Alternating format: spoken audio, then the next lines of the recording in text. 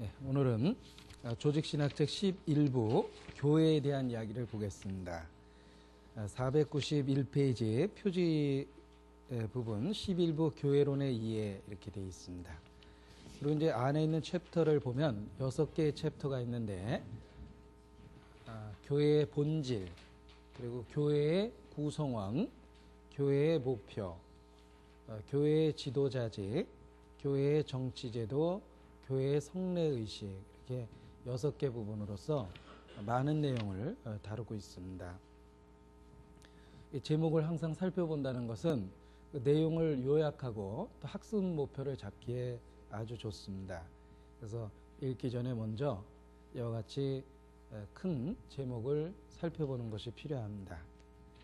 보통 교회에 출석하는 사람들을 교인이라고 그러는데 그 교인을 일반적으로는 이제 신입교인, 처음에 교회 온 사람, 또는 이제 원입교인이라는 한자를 써서 신입교인, 원입교인이라는 말을 쓰기도 합니다.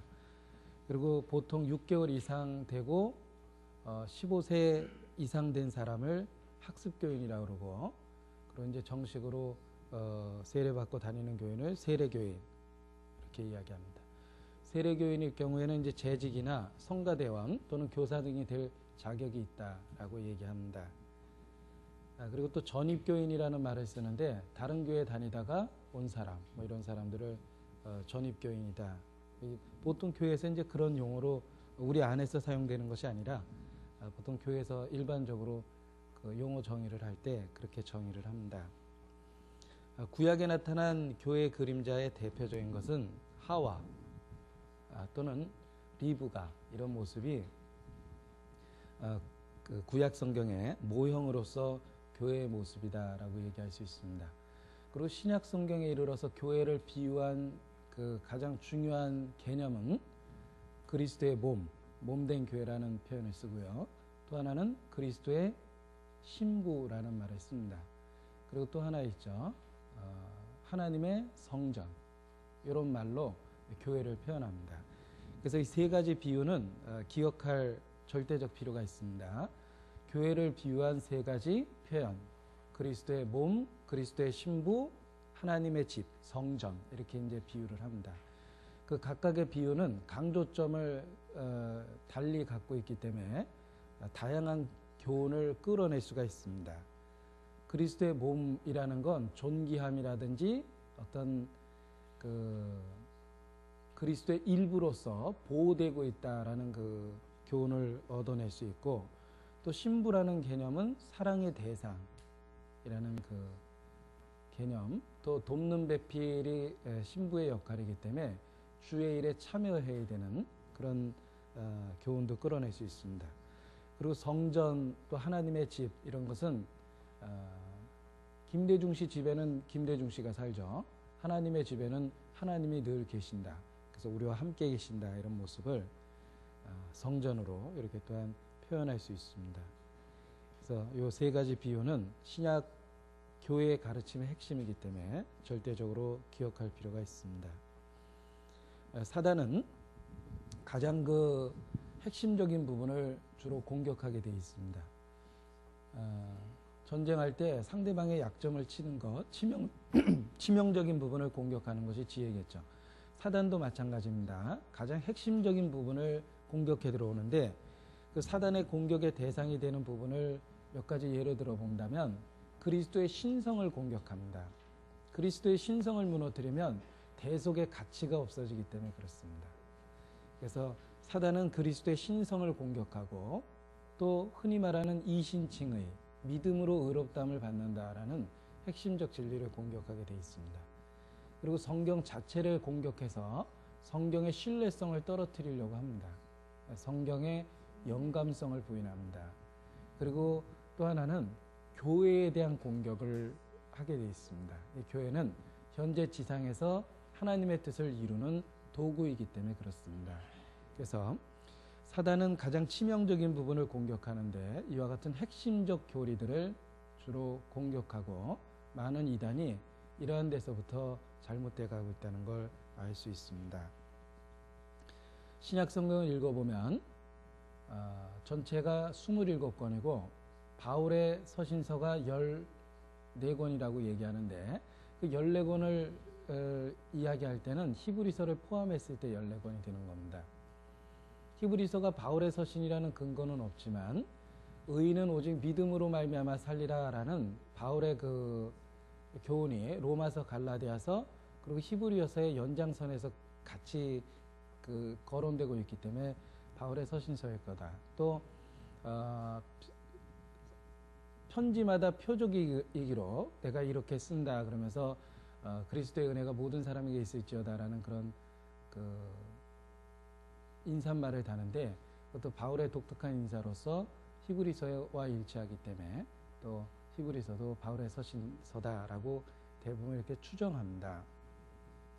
그런데 재미난 거는 바울의 그 14권의 서신서 중에 9개가 교회를 향해서 쓰여진 겁니다. 그래서 보통 우리 성경 27권 분류할 때 5권, 9권, 4권, 9권 이렇게 분류하는 분류체계 기억하실 겁니다. 5권은 역사서, 예수님의 행적과 사도들의 행적이죠. 그리고 9권은 수신자가 교회입니다. 그리고 4권은 개인입니다. 그리고 나머지 9권은 일반 서신이라고 해서 수신자가 정해져 있지 않은 상태에서 기록된 겁니다. 따라서 신약성경 27권 중에 9개가 교회를 향해서 기록된 겁니다.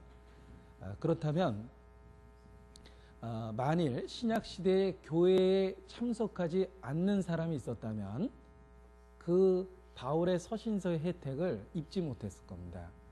로마 성도들의 무리 가운데 함께 있어야지만 로마 성도를 위해서 쓴 로마서를 읽을 수 있었겠죠. 고린도 교회에 정규적으로 참석하고 있어야지만 고린도 전서나 후서도 읽을 수가 있었을 겁니다.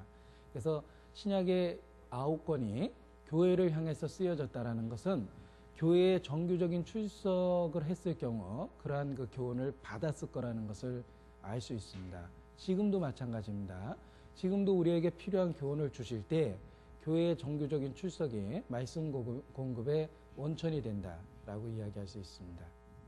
그래서 만일 그 당시에 정규적인 모임이 없었다면 교회를 위해서 준 서신서를 읽지 못했을 것이고 지금도 교회의 정규적인 출석이 없다면 시절에 맞게 주시는 말씀과 감동을 얻지 못할 것이다 라고 얘기할 수 있습니다.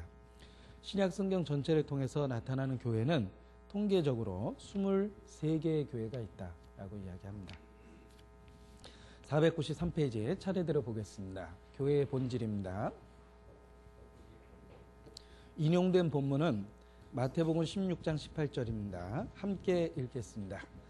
또 내가 내게 이르노니 너는 베드로라. 내가 이 반석 위에 내 교회를 세우리니 음부의 권세가 이기지 못하리라. 자, 이 반석 위에라고 이야기했을 때 베드로 개인보다는 베드로가 했던 신앙 고백이다라고 이야기할 수 있습니다.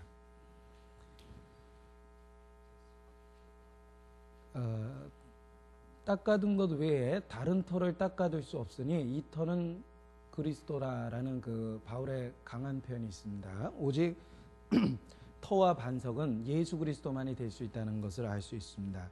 따라서 이 반석은 예수 그리스도에 대한 가장 핵심적 신앙 고백, 주는 그리스도시요 살아계신 하나님의 아들이신 줄 내가 알았삼나이다 그랬는데 그 주는 그리스도시요 살아계신 하나님의 아들이라는 그 신앙 고백 속에 교회가 세워졌다라고 이야기할 수 있습니다. 핵심적 신앙 고백이 주는 그리스도 구세주라는 구속의 사역과 관련되어 있고 또 하나는 그의 신성과 관련되어 있습니다. 하나님의 아들이라는 고백 속에 그러니까 예수 그리스도의 신성과 그리고 그가 하신 일이 우리의 믿음의 핵심이며 교회의 터가 되고 있다라고 얘기할 수 있습니다. 이 반석이 개인 베드로가 아니라는 것을 여러 가지로 입증을 하는데 예를 들면 그 다음 구절에 바로 사탄아 물러가라 그러죠. 그러니까 바로 사탄에게 영향을 받을 수 있는 불완전한 베드로에게 교회의 반석을 삼지는 않으셨다는 겁니다. 그리고 또 원어를 갖고 얘기하는 논리도 있습니다.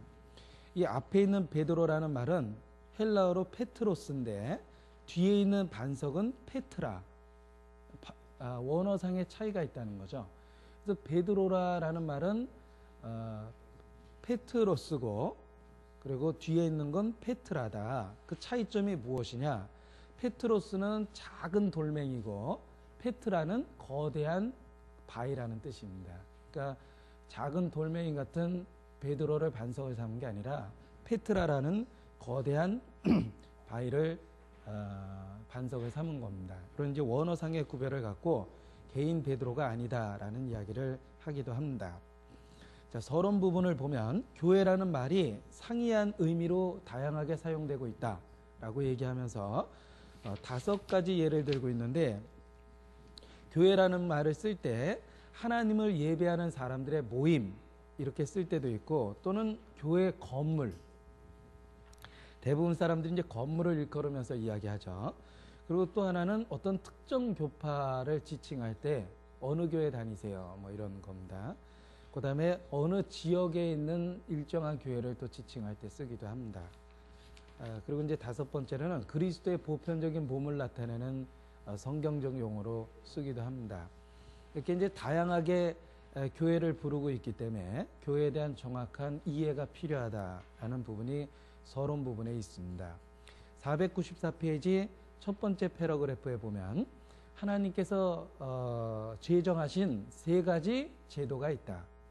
첫 번째는 가정, 국가, 교회 이렇게 이야기할 수 있습니다. 또 하나님이 제정하신 순서와도 일치합니다. 아담과 하와를 통해서 생육하고 번성하라 그러셨는데 가정을 만드셨고, 그 이후에 사람들이 많아지면서 그 사람들을 다스리기 위한 질서가 필요했기 때문에 민족과 국가를 분정하셨습니다. 그래서 민족을 분정하실 때라는 말은 민족도 하나님이 제정하신 단위라는 겁니다. 어떤 삶의 질서를 세우신 거죠. 많은 사람이 살아갈 수 있는. 그래서 민족, 곧 국가를 세우셨고, 그 다음에 이제 하나님의 근본적인 창조의 목적인 교회를 세워나가십니다. 그래서 하나님께서 제정하신 3가지 제도는 가정과 국가와 교회인데, 그 중에 교회는 복음 전도와 신앙적 가르침을 위한 효과적인 도구다. 이렇게 정의하고 있습니다. 복음 전도와 신앙적 가르침을 위한 효과적인 도구로서 교회를 제정하셨다. 사람들은 교회에 대한 개념을 자기가 살아가고 있는 다양한 배경을 통해서 자기 나름대로 정의하기 때문에 성경적인 교회 개념을 갖는 것이 필요하다라고 서론 부분은 역설하고 있습니다. 494페이지 밑에서 2번째 패러그래프에 보면 교회는 단순한 건물이 아니며 모인 사람들이 스스로 교회라 부른다고 해서 어떤 그리스도인들의 모임 형태가 교회가 되는 것도 아니다. 우리가 교회란 말을 생각하게 될 때 우리는 주의 이름으로 모이고자 하는 사람들과 그러한 것을 목적으로 하는 자들에게 관심을 두어야만 한다. 자기 스스로가 교회라고 부른다고 해서 교회가 되는 게 아니죠. 어떤 사람은 명칭을 갖고 자기가 정통이라고 주장하는 사람이 있습니다. 그래서 뭐 순정통교회, 그러니까 우리가 순정통교회다. 이런 건 논리적으로 맞지 않죠. 뭐 우스운 얘기로 참새가 진짜 새냐, 내가 참새 아니냐, 이름만 봐도 안다. 뭐 이건 아주 어리석은 얘기입니다. 그런 것처럼 이름만 붙여놓고 자기가 성경적인 교회라고 주장하는 건 그건 정말 IQ 검사 다시 해봐야 될 것 같아요. 그래서 뭐 하나님의 교회, 우리가 진짜 성경에 나오는 이 봐라 하나님의 교회 아니냐, 이런 것들. 그 다음에 성경에 무슨 대한예수교 침례가 있냐, 고린도에 있는 고린도 교회 아니냐. 그러니까 우리는 지역 명칭을 따서만 이름을 쓴다. 그러니까 지역 명칭을 따서 쓰는 교회는 우리밖에 없고 한 지역에는 하나의 교회가 있어야 된다. 고린도의 교회, 로마 교회 이런 식이다. 이런 그 명칭과 용어를 가지고 정통이라고 주장하는 건 정말 어리석은 겁니다. 그래서 모인 사람들이 스스로 명칭을 가지고 자기가 정통적인 교회라고 주장하는 것은 어리석음에서 나온 것이다. 이단일수록 부르는 명칭으로 정당성을 주장한다. 이렇게 이야기할 수 있습니다. 옳다 인정을 받는 자는 자기를 칭찬하는 자가 아니요 오직 주께서 칭찬하신 자니라. 그러니까 우리가 정통이에요. 우리가 성경적이에요. 자기 스스로 그렇게 주장하는 것이 아니라 주께서 인정하셔야 된다는 겁니다. 그래서 저희 모임을 떠났던 분들이 그 옮긴 모임에 대해서 주장하기를 그 교회는 정말 수준 높은 교회다. 그러니까 스스로 그렇게 주장하는 거예요. 우리는 굉장히 수준이 높거든요. 그냥 복음만 전하는 교회하고 다르고 우리는 정말 복음 이후의 생활을 전하는 수준 높은 교회입니다. 그렇게 주장했다고 수준 높은 교회가 되는 게 아니죠. 자기를 칭찬하는 자가 옳다 인정함을 받는 게 아닙니다. 주께서 칭찬하는 자가 옳다 인정을 받는 것이다. 그러니까 그런 용어나 명칭이나 스스로의 변호적 논리가 자기의 정통성을 주장할 수는 없다. 교만한 자의 말을 알아볼 것이 아니라 능력을 알아볼 것이다 그랬습니다. 살아있는 교회의 특징은 그 교회가 하는 일들을 통해서 나타납니다. 참 선지자의 특징은 선지자의 사역을 통해서 나타납니다.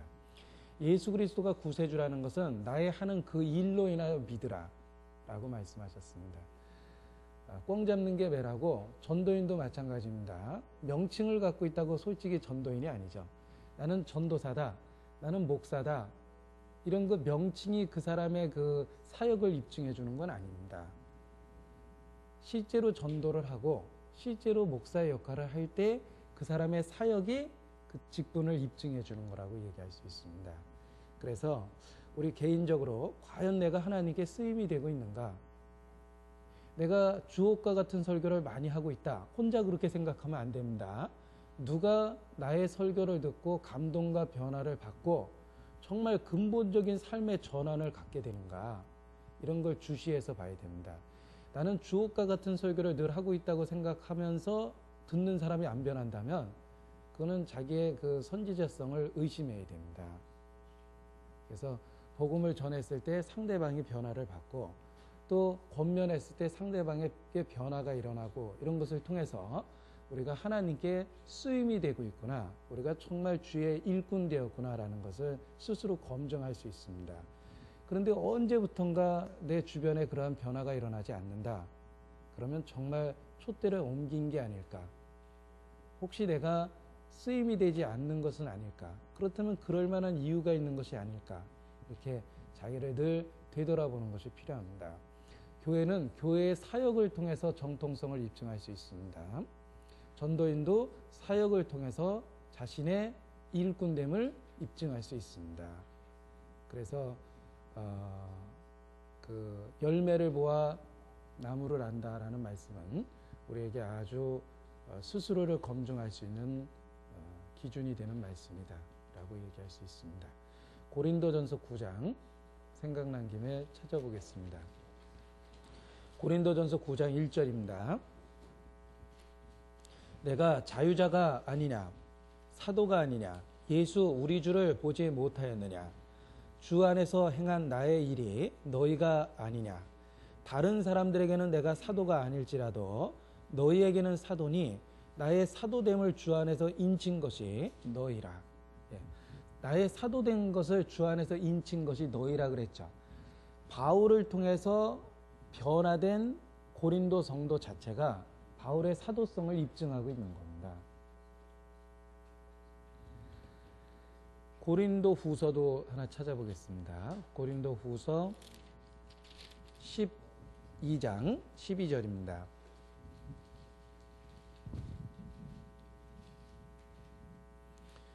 고린도후서 12장 12절 함께 읽겠습니다. 사도에 표된 것은 내가 너희 가운데서 모든 참음과 표적과 기사와 능력을 행한 것이라. 자, 이 사도라는 게 어떤 신분증이 있는 게 아니죠. 위 사람은 예루살렘 총회에 의해서 정식 사도로 임명됨을 입증함, 이렇게 사도로서 추천서가 있었던 게 아니라 그들의 사역 자체가 그걸 입증해 나가고 있다는 겁니다. 그래서 우리가 주의 일꾼 됐다라는 증거는 정말 주님께서 우리 같은 존재를 쓰셔서 다른 사람을 변화시킬 때 정말 우리가 하나님께 감사하고 나 같은 사람을 도구로 써준 거에 대해서 더욱 하나님께 영광을 돌릴 수 있게 됩니다. 그리고 자신이 일꾼 됐음을 스스로 하나님 앞에 자가 검증할 할 수 있습니다. 그래서 말이 아니라 그 말의 능력을 늘 확인하고 그 주님의 능력이 우리에게 필요하기 때문에 우리가 더욱 겸손 가운데 주님만을 의지할 수밖에 없다라고 강조하고 싶습니다. 495페이지에 교회의 어원이 나오고 있습니다. 두 번째 줄이죠. 성경 가운데 대체적으로 교회라고 번역되는 헬라어는 에클레시아인데, 에클레시아는 합성어입니다. 밖으로라는 말과 부르다라는 말을 합해서 에클레시아라고 그런 겁니다. 그러니까 바깥으로 불러냈다. 구별돼서 그 원래 있었던 데서 이렇게 띄어냈다는 뜻입니다. 그래서 에클레시아라는 말이 바깥으로 불렀다. 그래서 구별된 무리들, 불러낸 사람들, 이런 뜻입니다. 세상이라는 바위에서 예수 그리스도라는 정을 맡고 한 부분이 뚝 떨어져 나온 것처럼 우리는 세상에 단단히 붙어서 살았는데 그리스도를 통해서 거기서부터 딱 분리된 겁니다. 그래서 그런 의미에서 에클레시아라는 말로 교회를 설명합니다. 때로는 총회라는 민회라는 말을 쓰기도 했는데 영어로는 어셈블리입니다. 현재 무리나 모임이라는 뜻을 갖고 있습니다. 그리고 가끔은 시나고그라는 회당이라는 말 자체로 교회를 표현하기도 하셨습니다. 거기에 모이는 주체는 하나님을 경외하고 하나님께 영광을 돌리는 무리들이 모였기 때문에 이제 그 장소적인 의미를 사용한 경우도 가끔은 있습니다. 보통 교회라는 말은 지역적인 모임을 가리키고 또는 하나님의 모든 백성을 가리키는 일반적 의미로 쓰이는데 그런 일반적인 그 하나님의 모든 백성을 가리키는 표현보다 지역적인 의미에서 교회를 이야기했을 때 그 교회의 구성이나 본질 또는 제도가 무엇이 필요한가라는 부분을 여기서는 주로 다루고 있습니다. 그래서 이 조직신학에 나오는 교회의 본질은 주로 그 눈에 보이는 지역교회와 관련해서 행정조직이라든지 거기에 구성원이라든지 이런 것들을 다루고 있습니다.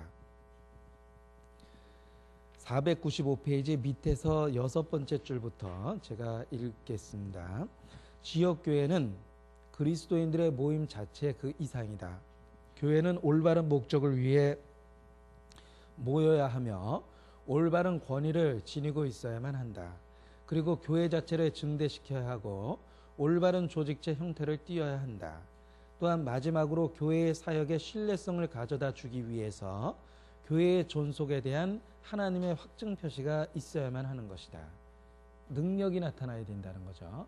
그게 이제 교회의 존속에 대한 확증, 하나님의 입증이라는 겁니다. 인쳐주는 거죠.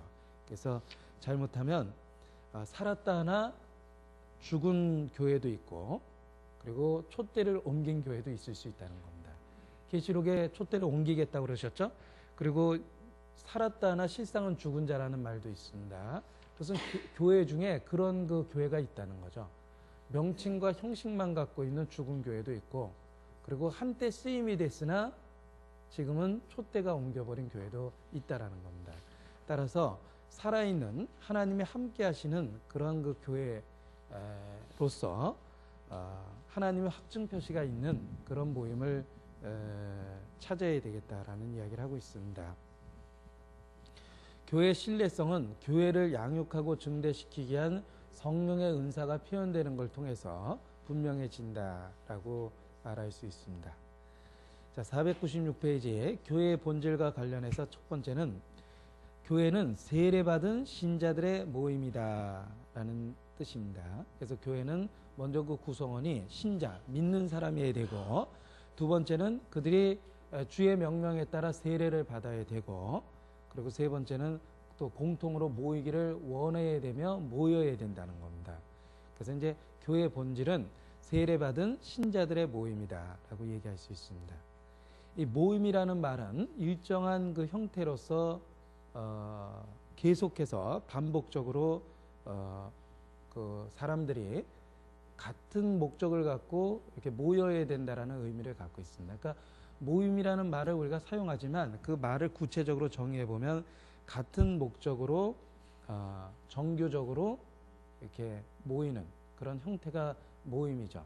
딱 한 번 모이고 없어지는 건 이제 모임이라고 얘기할 수 없는 겁니다.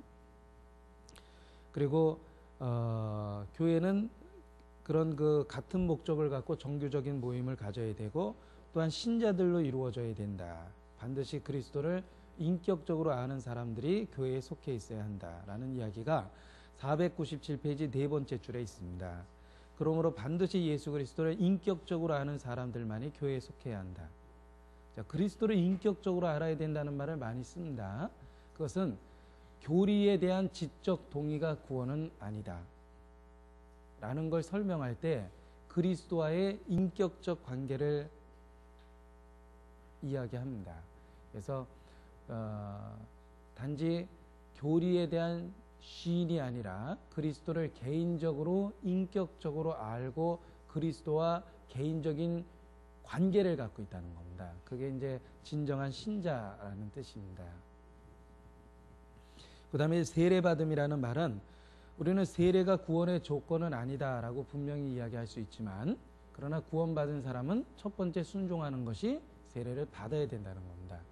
그래서 강도, 예수님 옆에서 죽은 강도는 구원을 받았지만 세례는 안 받았다라고 구원의 절대 조건이 아니라는 것으로 예를 듭니다. 그러나 강도도 기회가 있다면 틀림없이 받았을 것이다 이런 겁니다. 그러니까 세례는 구원의 조건은 아니지만 구원받은 이후 외적 순종의 첫 번째 표시이다 라는 이야기를 하고 있습니다.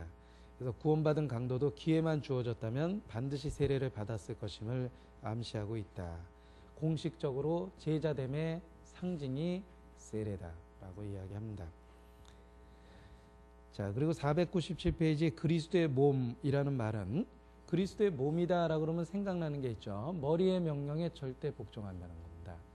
우리가 교회를 그리스도의 몸이라고 이야기할 때는 그리스도의 뜻대로 움직여야 하며 그리스도를 위해 존재한다라는 교훈을 다시 한번 일깨울 수 있습니다.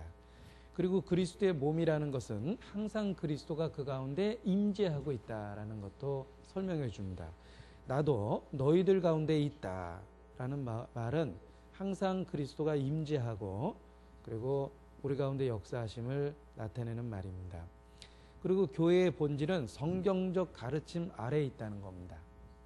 그래서 항상 교회는 말씀의 지휘하에 위치를 두어야 됩니다. 초대교회는 사도들의 가르침을 받아 모이기를 힘썼습니다. 사도들의 가르침을 받아가 일회적이 아니에요.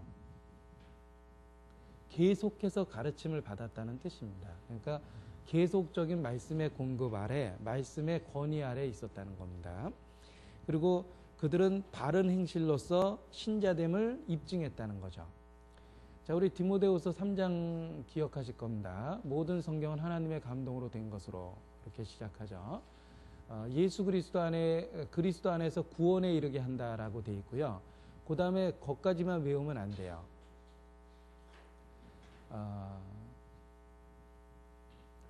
바르게 함과 의로 교육함과 교훈과 책망과 바르게 함과 의로 교육하기에 유익하니 그 다음 구절이요. 하나님의 사람으로 온전케 하며 또 모든 선한 일을 행하기에 온전케 하려 함이니라 라고 되어 있죠. 그러니까 성경이 주는 유익이 도대체 뭐냐? 구원.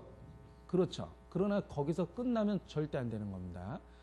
하나님의 사람으로 온전케 합니다. 인격을 갖추게 하죠. 그리고 선한 일을 행하기에 온전케 한다는 건 실질적인 삶의 실천을 가져온다는 겁니다. 그래서 성경을 제대로 배우고 있다는 증거는 구원에 대한 확신, 그리고 그리스도인으로서의 인격, 그리고 그리스도인으로서의 행함, 이 세 가지는 성경이 가져오는 그 효과입니다. 그런데 이제 구원을 받는 것으로만 딱 끝나면 그게 정말 지적 시인이죠. 저 사람은 구원은 받았는데 생활은 없다. 그것만큼 위험한 이야기는 없다고 생각합니다. 왜 살았는데 숨은 안 쉬지? 뭐 이런 그 허망한 얘기하고 비슷합니다. 그런 얘기는 있을 수 없다고 생각해요. 그 변화가 크냐 작으냐의 차이지 반드시 변화는 있다. 단지 변화가 지속적이고 점진적이고 변화가 아직 서서히 일어나서 눈에 안 띄고 성장이 눈에 안 보이듯이 그런 것은 있을지 모르겠지만 변화 자체는 반드시 있어야 된다는 거죠. 그래서 성경을 통해서 구원의 확신을 갖고 하나님의 사람으로 온전케 되며 온전케 되는 지속적 과정이 있고 선한 일을 행하게 온전케 하려 함이라.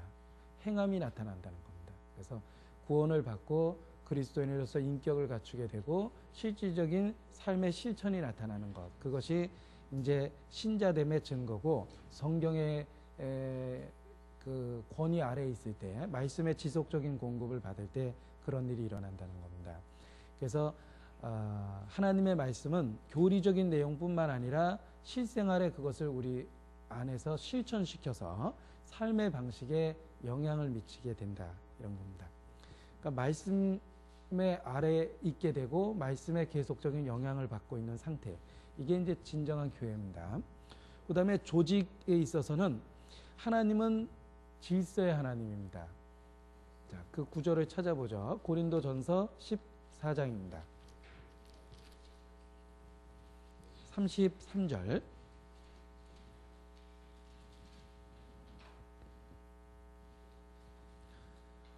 고린도전서 14장 33절 같이 읽겠습니다. 하나님은 어지러움의 하나님이 아니시오 오직 화평의 하나님이시니라. 40절 같이 읽죠. 모든 것을 적당하게 하고 질서대로 하라. 자, 하나님은 어지러움의 하나님이 아니라 화평의 하나님이기 때문에 모든 것을 적당하게 하고 질서대로 하라, 이렇게 말씀하십니다. 하나님이 만든 천지창조를 보면 굉장히 조직적이고 완전한 설계와 체계적입니다. 하나님은 질서의 하나님이라는 겁니다. 그래서 교회라는 조직 역시 그러한 그 질서 속에 있어야 된다. 비록 그러니까 신약 성경에 나타나는 교회의 모습에 조직의 명칭은 없지만 잘 읽어보면 질서와 체계는 있었다라는 걸 알 수 있습니다. 그래서 교회에도 질서와 체계가 있어야 된다라는 겁니다. 이 구약에 보면 모세가 아침부터 저녁까지 재판했죠. 그러니까 모세는 이렇게 앉았는데 백성들은 대기하느라고 그때 대기표 뽑아서 기다렸는지 모르겠지만 하루 종일 줄 서서 기다린 거예요. 그러니까 그 모세의 장인 이드로가 와서 딱 보니까 모세는 모세대로 힘들어요. 하루 종일 앉아있죠. 백성들은 아침부터 기다려야 되니까 이게 무슨 그 별로 좋지 않다. 그러니까 이렇게 해봐라. 그러면서 이제 뭐 500부장, 100부장, 그 다음에 50부장, 10부장 이렇게 나눠서 자기들이 할 수 있는 일은 자기들이 처리하도록 하고, 그리고 혼자 감당하기 어려운 부분이 있으면 그것을 10부장은 100부장에게, 100부장은 500부장에게, 500부장은 1000부장에게, 그래도 안 되는 건 모세 당신이 이렇게 하도록 해라. 일리가 있었죠? 그래서 모세가 조직을 그렇게 짭니다. 그래서 10부장, 50부장, 100부장, 500부장, 1000부장이 그래서 생겼는데 그게 이제 군대 조직이죠. 자, 그것은 하나님이 준 지혜입니다. 하나님은 질서를 세우는 거죠. 그래서 12사도가 있고 70인의 사도가 있습니다. 그리고 각의 집사들이 있었고, 마찬가지로 교회도 그 일을 위한 조직은 필요하다는 겁니다. 그래서 우리가 교회 내에 일을 하다 보면 자연히 그 조직 속에 있게 되는데, 그 조직은 하나님이 질서를 세우시고 교회를 운영하시는 방법 중에 하나다라고 이야기할 수 있습니다. 그래서 예를 들면 모든 일을 그 담임 목사님하고 의논하려고 한다면 담임 목사 본연의 일을 못할 겁니다. 그래서 어떤 목사님은 일요일 날 설교 준비를 해야 되는데 그 전날 밤새도록 어떤 그 자매님의 살아온 이야기를 눈물 속에 들었습니다. 근데 물론 이제 그 어려움을 함께 공감하고 듣는 것도 필요하지만 그 다음에 중요한 그 수많은 사람들을 놓고 해야 되는 어떤 사역을 앞에 두고 그렇게 개인적인 그 삶의 어떤 그 신세 타령을 밤새도록 듣게 하는 것은 지혜롭지 못하는 거죠.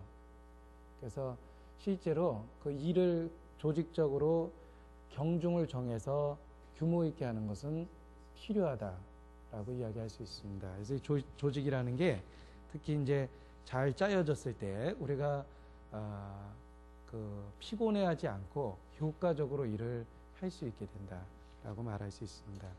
그래서 전도사님들도 마찬가지인데 조장, 총무, 구역장 이런 분들을 효과적으로 협력 체계를 만들면 정말 일을 잘할 수 있습니다. 근데 그 협력 체계가 안 돼 있고 혼자 부지런히 돌아다니잖아요. 그러면 뒤에서 뒷말만 나와요. 분명히 그분은 바쁘게 돌아다녔는데 전체적인 일 속에서는 별로 안 보이거든요. 예를 들면 어디 묻혀서 하루 종일 그 나름대로 일을 했는데 그 전체적인 일에서는 거의 그 일이 안 보일 때가 있습니다. 그러면 도대체 우리 전도사님은 뭐 하는지 모르겠다, 이렇게 이제 생각을 하게 됩니다. 그래서 그 효과적인 조직은 리더로서 반드시 필요합니다. 그 리더 이야기할 때 저는 아주 교훈되는 이야기가 있었습니다. 유니폼을 벗고 코치 옷을 입어라, 이런 말이 있어요. 그러니까 선수 유니폼 입고 지가 부지런하게 뛰어다니는 건 좋은데 그 축구로 치면 한쪽에서밖에 뛰지 못합니다. 그런데 코치가 되면 전체를 잘 관장할 수 있다는 거죠. 그런데 대개 교회 일꾼은 자기가 훌륭한 일꾼이 되는 것도 필요하지만 실제로는 코치가 되는 게 더 지혜로울 때가 많습니다. 다른 사람을 일하도록 권면하고 일하도록 기회를 주고 일을 나눠서 주고, 이런 것이 이제 그 조직 운영에 효과적일 때가 많습니다. 그래서 수양회 할 때도 마찬가지인데, 예를 들면 배식을 맡았다. 내가 배식통 들고 왔다 갔다 하는 것도 참 본이 되고 좋습니다. 그런데 내가 배식통 맡은 부분은 잘했는데 다른 부분에서 막 빵꾸가 나면 책임 맡은 사람은 일을 잘못한 거죠. 그래서 비록 배식통은 안 들고 다녀도 배식을 잘할 수 있는 방법은 체계와 조직을 세우고 그걸 체크하고 확인하고, 이런 것이 필요합니다. 그래서 교회 일이 때로는 그 필드에서 선수처럼 뛰어야 될 때도 있지만 정말 조금 위에서 이렇게 관리하고 통제하는 것도 필요하다라고 이야기할 수 있습니다. 그래서 교회도 마찬가지로 우리가 다 필드에 있기는 어렵기 때문에 그걸 이제 잘 체계를 세우고 그 체계를 세워서 일을 하면 효과적인 일을 할 수 있다라고 생각합니다. 우리가 다 선교사가 될 수가 없죠. 조직을 만들어서 선교팀을 만들고 누군가를 보내고, 그 누군가를 보냈을 때 나머지 일을 뒷사람이 해주고, 이런 게 이제 조직과 체계입니다. 이제 하나님이 질서의 하나님입니다. 그리고 이제 501페이지입니다. 의식. 교회에게 준 의식은 두 가지죠. 세례와 주의 만찬입니다. 자, 이 의식은 우리에게 끊임없이 교훈을 이렇게 상기시키는 효과가 있습니다. 그리고 공적으로 자기의 신앙을 표현하는 방법이기도 합니다. 우리가 세례를 받을 때 우리가 믿는 사람이라는 외적인 공포가 되죠. 그리고 주의 만찬에 참여할 때도 역시 우리가 무엇을 믿고 있는지 스스로 일깨울 수도 있고, 우리가 어떻게 살아야 되는지를 다시 확인할 수도 있고 그렇습니다. 그래서 의식의 유익이 많이 있기 때문에 우리에게 그 두 가지 의식을 주셨습니다. 주의 만찬이라는 부분 제일 아랫줄 보면 501페이지입니다. 이 성만찬의 의미는 첫 번째, 제일 마지막 줄이죠. 그리스도의 갈보리 죽음을 영원토록 기념하는 것이다. 이게 첫 번째고요. 그 다음에 502페이지 넘겨서 이 잔을 마실 때마다 주의 죽으심을 오실 때까지 전하는 것이다. 이게 두 번째고요. 그리고 세 번째는 세 번째 줄이죠. 자기를 점검할 기회를 제공해 준다. 그러니까 주의 만찬의 목적이 세 가지가 여기 언급되어 있습니다. 예수님의 죽음을 영원토록 기념한다.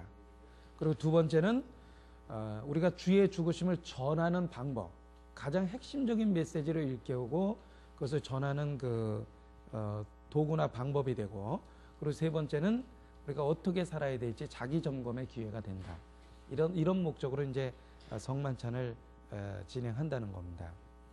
그리고 교회의 본질은 신령한 은사들이 있다는 겁니다. 각기. 하나님은 절대로 한 사람에게 모든 은사를 주시지 않습니다. 왜냐하면 우리는 지체의 한 일부분으로서 자기 역할을 하도록 만드셨기 때문에 그렇습니다. 우리 가운데 만능이 돼가지고 모든 달란트를 다 소화할 수 있는 사람은 없다라고 생각합니다.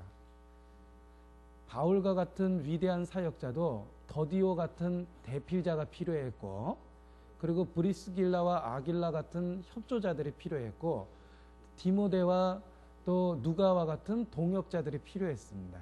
결코 우리는 1인 특공대가 아니라는 겁니다. 그게 이제 신령한 은사에 각기 나눠줬다라는 말에 강조가 돼 있어요. 우리는 각기 신령한 은사들을 갖고 있습니다. 내가 할 수 있는 일은 일부분인데 동역자와 협력자를 구했을 때 우리는 내가 하는 일부분의 일을 통해서 전체적인 일을 할 수 있다는 겁니다. 그래서 결코 만능이 되지 못하게 우리를 만드신 것은 협조와 동역의 필요성을 가르쳐주기 위해서다. 우리에겐 교회가 절대적으로 필요합니다. 그래서 전도 집회할 때 앞에 딱 서보면 많은 분들이 오셨는데 누군가가 모시고 왔기 때문에 거기 앉아 있는 거죠. 그래서 얘기할 수 있는 기회가 생기는 거예요. 우리 지역에 있는 전도인이 참 그 한숨 짓는 것 중에 하나는 도대체 데려오지를 않는데요. 그래서 모처럼 전도할 대상을 만나면은요 얼마나 반가운지 모른답니다. 제가 그 지역에 집회하다가 그 담임 목사님이 전화 받는데 굉장히 좋아하더라고요. 그래서 왜 그러냐 그랬더니 상담할 일이 생겼대요. 이게 며칠 만에 한 번 온 거래요. 그래가지고 그 마치 정말 낚시에 그 고기 걸린 것처럼 그렇게 기뻐하더라고요. 그래서 이 전도자가 아무리 정말 유능해도 만일 형제자매들이 데려오지 않으면 점점 칼은 녹슬게 돼 있습니다. 그래서 협력 정말 체제가 우리에게 필요하다. 누군가가 준비하고 누군가가 데려오고 누군가가 설교하고 누군가가 옆에서 붙잡아주고 그리고 물 주는 이 심는 이가 다 다르다고 그랬는데 복음 전한 걸 잘 갖고 가지고 결실 있게 만들고 이런 모든 과정이 교회라는 조직 속에서 이루어진다라고 얘기할 수 있습니다. 504페이지입니다. 자, 교회 구성원이라는 서론 부분에 교훈적인 그 실화가 예로 들어 있습니다. 가장 최근까지 그리스도인을 핍박했던 나라, 대표적인 나라가 루마니아입니다. 그래서 우리 시대에 그렇게 끔찍한 핍박이 있었느냐라고 세계가 놀랬거든요. 루마니아에서 전도했던 그 목사님이 범블란트라는 그 목사님입니다. 리차드 범블란트인가요? 그 이름 제가 리차드 범블란트 어쨌든 범블란트 목사님이 루마니아 목사였는데 굉장한 그 박해를 당했습니다. 그래서 가족을 다 데려다 놓고 믿는다 그러니까 차례대로 이렇게 쏴 죽이고요. 그리고 철문에다가 손가락을 이렇게 걸게 해서 철문을 꽉 닫아가지고 이렇게 손가락 10개를 절단시키고 그 대변을 못 누게 해서 옷에다 누게 했대요. 그리고 옷에다 눈 걸 혀로 다 핥아 먹게 했답니다. 그러니까 뭐 상상할 수도 없는 그 얘기를 그 범블란트 목사가 이렇게 서방 세계에 와서 막 했거든요.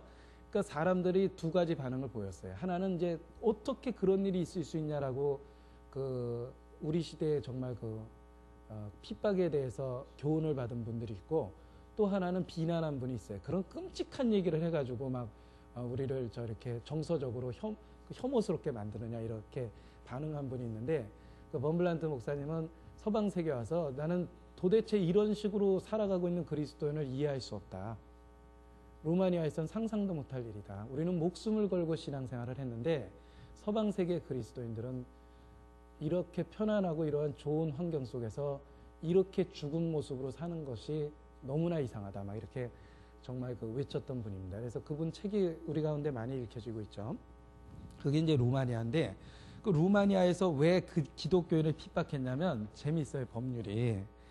법률 조항 제1의 D조 153-190번 규정하에 시간을 낭비하는 것은 금지한다. 이렇게 법을 만들었거든요. 교회 다니는 게 여기에 걸린 거예요. 왜 시간 죽이면서 거기 가서 앉아있냐 이거죠. 그러니까 불신자 눈에는 교회 다니는 게 시간 죽이는 거로 보인 거예요. 그러니까 이 법에 걸려가지고 다 그렇게 핍박을 당하는 겁니다. 근데 하나님 보시기에는 하나님과 상관없는 삶이 그 포도원의 비유에 보면 놀고 있는 사람이잖아요. 낮에 가보니까 놀고 있고 저녁에 가보니까 놀고 있고 그래서 니들은 왜 노느냐 그러고 포도원의 일꾼을 부르는데 하나님이 보시기에는 하나님과 상관없는 삶이 노는 사람이거든요. 근데 세상이 생각하기에는 교회 다니는 게 노는 거예요.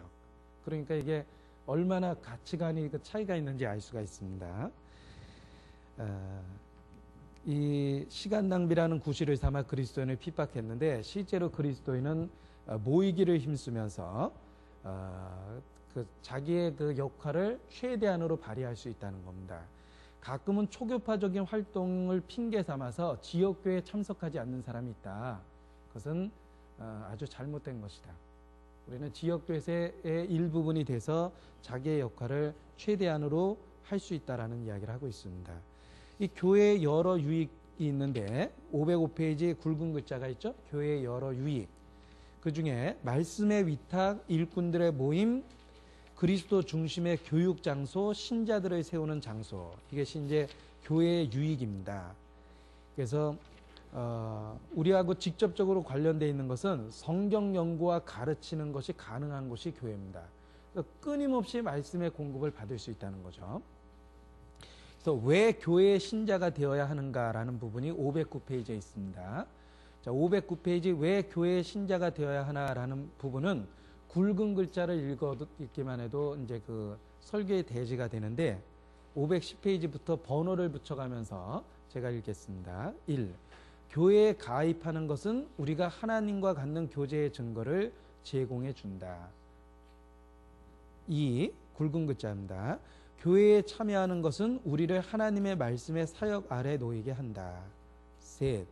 교회에 가입하는 것은 교제를 통해서 우리를 성장하도록 만들어준다. 4.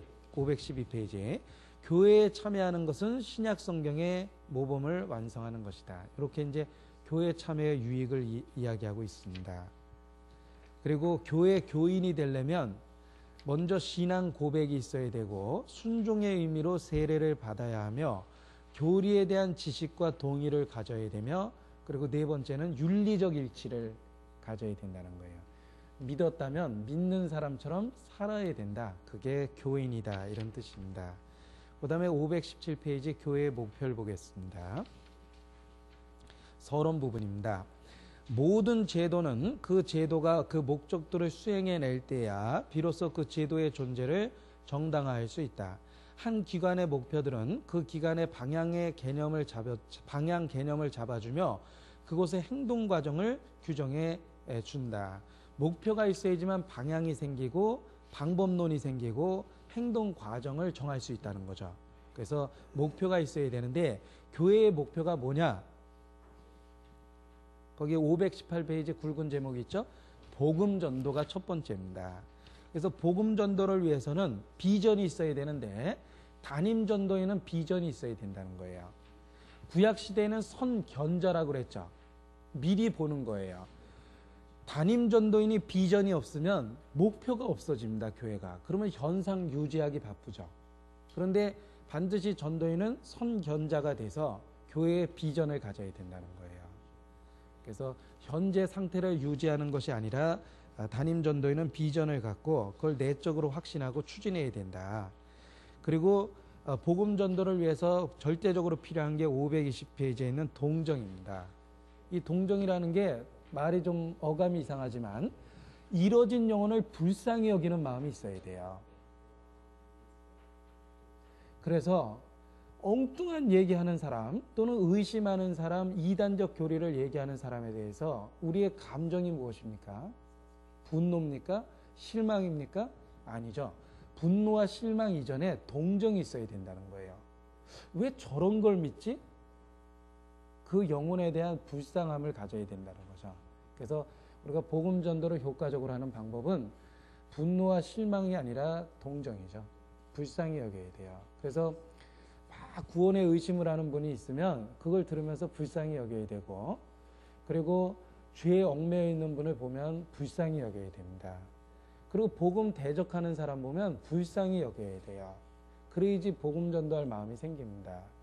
누가 교회에 와서 흔히 말해서 깽판을 쳤다. 첫 번째 우리의 감정은 분노예요. 근데 가만히 생각해 보면 그 사람이 정말 천벌받을 짓을 한 겁니다. 그 교회에 와서 행패 부린다는 건 정말 천벌받을 짓을 한 거잖아요. 우리는 그 사람의 영혼을 놓고 긍휼히 여겨야지만 전도할 수 있는 그 동기를 갖습니다.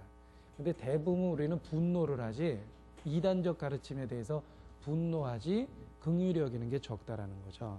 그래서 복음 전도를 위해서 우리가 필요한 것은 긍휼이다, 동정이다, 이걸 이야기합니다. 그리고 교회의 그 목표는 세례. 세례라는 것은 단지 의식을 집행한다는 게 아니라 성경 교육을 시키고 그리고 은사를 개발시키고 교제하도록 만들어준다는 내용이 있어요. 그리고 또한 그걸 구체적으로 교육이라고 이야기했습니다. 양육하고 성장시키는 게 필요합니다. 그게 교회의 목표입니다. 528페이지에 교회의 지도자직. 자, 이왕 보던 거니까 다 보겠습니다. 교회의 지도자직 528페이지입니다. 인용된 본문은 디모데전서 3장 1절인데 미쁘다 이 말이여 사람이 감독의 직분을 얻으려 하면 감독의 직분을 사모한다가 아니죠. 야, 나도 전도사 됐으면 좋겠다. 나도 목사 됐으면 좋겠다. 나도 집사 안 시켜주나? 나도 장로 됐으면 좋겠다가 아니에요. 직분을 사모하는 게 아니라 뭘 사모한다고 그랬죠? 선한 일을 사모하게 되는 겁니다. 그러니까 전도의 열정을 가지면 전도인이 되게 돼 있어요. 그리고 봉사하려고 그러면 집사나 장로가 되게 돼 있습니다. 그러니까 실제로는 일을 사모해서 직분을 갖게 되는 거지 직분 자체를 사모해서 직분을 얻게 되는 게 아닙니다. 근데 이제 불행한 것은 대부분 사람은 일하지 않고 직분과 직책만을 원하죠. 그런데 실제로는 선한 일을 사모해서 직분을 얻게 된다는 것, 이게 아주 중요한 겁니다. 이 교회 내 그 직분은 교회를 조직하고 방향을 설정하고 그걸 잘 추진할 수 있도록 효율적으로 추진할 수 있도록 도와주는데 그 여러 직분들을 거기 명시해 놨습니다. 장로, 목사, 설교자, 교사, 종, 청지기. 이것이 중복되는 직분이기도 하지만 한 사람에게 다 겸직될 수도 있다는 겁니다. 그런데 이런 용어는 각각의 역할을 일깨워주고 있다는 겁니다. 그러니까 장로 됐다라는 말은 그 사람의 인격을 주로 나타내주고 감독됐다라는 말은 그 사람이 하는 일을 주로 나타내주고 그리고 목사 됐다라는 말은 목양적 책임, 양무리를 돌보는 그런 일에 대한 것을 일깨워주고 설교자가 됐다라는 것은 그 메시지에 대한 전파라는 사역을 강조한 거고 교사가 됐다라는 것도 역시 그 교회 내에 가르치는 일의 중요성을 일깨워주고 종이라고 이야기했을 때는 회중들의 필요를 채워줘야 되는 그런 역할 또 청직이라는 것은 하나님과의 관계에 있어서의 충성이라는 걸 일깨워준다. 이런 용어를 통해서 각각의 교훈을 끌어내고 있습니다. 그 다음에 537페이지 집사 보죠. 자, 이 집사의 사자가 선비사자가 아닙니다. 이 사자가 들어가면 신랑감 뭐 베스트에 들어간다 그러잖아요. 의사, 변호사, 뭐 목사는 아닐 것 같은데 그런데 집사의 사자가 선비사자가 아니에요. 집사의 사자는요 일사자예요. 그러니까 집사를 순 우리말로 번역하면 일꾼이에요. 잡을 집자의 일사자거든요. 그러니까 순 고유한 우리말로 집사가 뭔지 아세요? 마당쇠. 예. 마당새야, 예, 그런 게 마당새 아닙니까? 그것처럼 이제 집사는 일을 위해서 준비된 그 사람이다라는 것을 일깨워주고, 그리고 교회 내 그런 외적 직분은 14가지 조건을 거기 달아놨죠. 그만큼 모범이 돼야 되는 그런 위치다라는 걸 일깨워줍니다. 그리고 이제 교회의 정치 제도는 541페이지입니다. 세 가지 형태가 있습니다. 회중제, 이렇게 성도들 일반들이 모여가지고 어떤 합의하에 일을 진행하는 것. 그 다음에 대표제는 성도들의 대표를 세워서 대표들끼리 진행하는 것. 그 다음에 감독제는 그 임명된 지도자에 의해서 하는 것. 이렇게 이제 세 가지가 있는데 각 교파마다 차이점이 있죠. 예. 자, 우리 교회는 어디에 속한 것 같습니까? 세 가지가 다 있다고 생각합니다. 저희 교회가 일반 그 성도들에 의한 합의나 이런 것도 많이 이야기를 하고 그 다음에 집행부라는 게 있죠. 그래서 그 대표들도 있고 그 다음에 우리 가운데 조직상의 리더 그의 결정권을 존중하죠. 그래서 실제로 우리 모임은 요 세 가지를 다 균형적으로 갖고 있다고 생각해요. 요 세 가지가 다 있기 때문에 그 장단점이 잘 수용돼 있다라고 이야기할 수 있습니다. 552페이지입니다. 교회의 성례의식이라는 부분인데 보통 천주교에는 7성례가 있다 그러죠. 제가 뭐 제목만 적어봤는데 견진, 고백, 신품, 혼인, 병자성사, 성찬, 세례 이렇게 이제 칠성례가 있다 그러는데 성경에 있는 의식은 두 가지입니다. 세례와 성만찬입니다. 그래서 이 세례는 양례와 관례와 침례가 있다 그러는데 양례는 물을 뿌리는 거고 관례는 물을 붓는 거고 그리고 침례는 담그는 거죠. 근데 뭐 형식을 갖고 논할 필요는 없다고 생각하는데 그 맵타이즈라는 말 자체가 물에 담근다는 의미이기 때문에 침례가 성경적이다라고 우리는 확신합니다. 그리고 사람의 편의에 의해서 약세와 그 양례와 관례가 나왔다는 거죠. 뿌리거나 붓는 게 나왔다는 겁니다. 그리고 주의 만찬, 우리에게 주신 의식입니다. 그래서 이 주의 만찬에 끊임없이 참여하게 되면 주의 죽으심을 생각나게 하고 자기를 끊임없이 점검하게 되죠. 그러면 주의 죽으심을 생각나게 하고 자기 점검을 계속하게 하게 된다면 무엇이 우리에게 유익하냐? 신앙의 유지 성장이 가능하다는 겁니다. 한때 믿었던 신앙이 아니라 지금도 믿고 있고 예전보다 더욱 그 강한 믿음으로 믿게 되는 유지하고 성장하는 걸 가능하게 해주는 것이 지속적인 성만찬 의식의 유익이다라고 이야기할 수 있습니다. 그래서 교회에게 명하신 의식으로 우리가 기회가 있을 때마다 성만찬에 참여하고 그것을 또한 시행하는 것이 필요합니다. 자, 이렇게 해서 교회론이라는 그 많은 부분을 같이 공부를 했습니다. 이제 드디어 이 책의 마지막 부분인 종말론에 대한 부분입니다. 종말론에 대한 부분은 다음에 이어서 공부를 하겠습니다. 마치겠습니다.